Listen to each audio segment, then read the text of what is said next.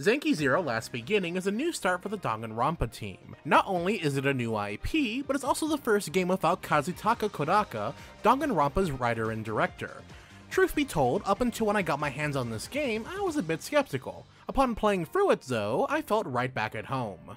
The story of Zenki Zero starts off really simple to follow. Initially, you play as Haruto Higurashi, a pretty calm and collected journalist who wants nothing but the truth. Sadly, Haruto decides to take his own life, but instead of going to heaven or hell, he winds up on Garage Island. Here on Garage Island, he meets 7 other people, and unfortunately, these people are just as clueless as he is. All they know is that a TV starts playing, and the people in the TV program give them a mission to do.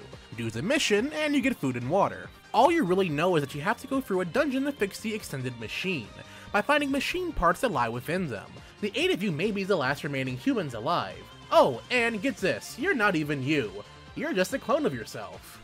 The dungeon bits are where the story really starts to pick up. You see, every chapter has you play as a different character, and every dungeon relates to that character's past and a terrible secret that each of them possess. Some will try and hide everything from the group, meanwhile some will just outright come clean before the dungeon even begins. These reveal segments sometimes contain a hint as to what happened to the world as well.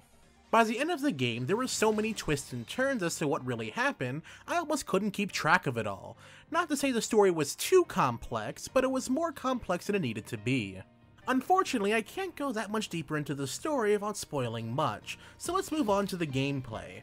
Well, for starters, it's a DRPG with a couple of interesting twists. For one, the game isn't turn-based. Everything happens in real time, so even if you don't move, the enemies in the field still will. It also makes dodging not being based on speed, but rather your own sense of timing to evade an enemy's attacks. Attacking is just a simple press of a button. Holding the attack button will have your character charge for an attack. Keep holding it to have more than one person attack at the same time.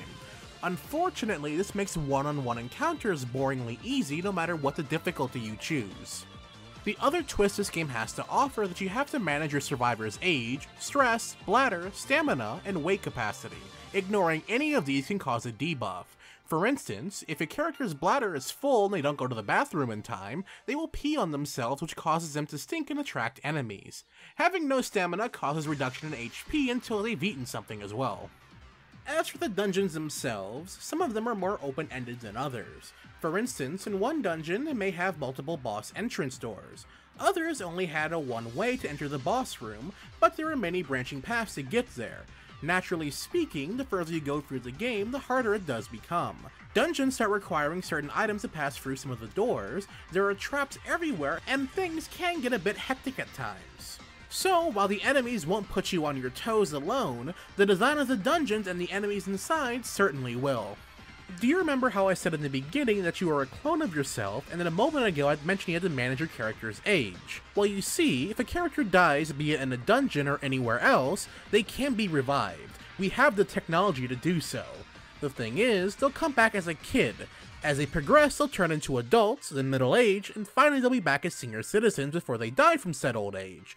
Depending on how they died, they can be brought back even stronger, faster, and more resilient than ever.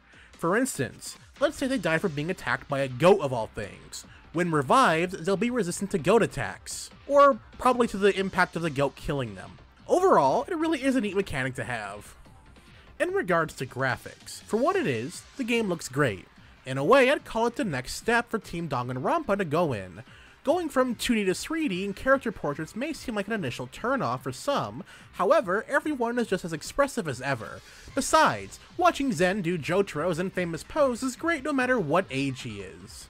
Just like with Kodaka's departure of directing and writing, Masafumi Tadaka isn't here composing this work. In the end, that ended up being perfectly fine as well. Tomomi Ohashi is credited for the music here, and it's absolutely fantastic. There are a ton of standout tracks here in this game to listen to. I have to say, the game is nothing short of a standout.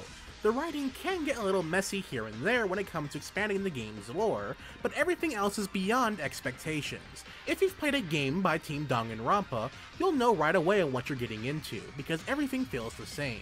If you haven't played a game by Team Danganronpa, then you're in for a very pleasant surprise.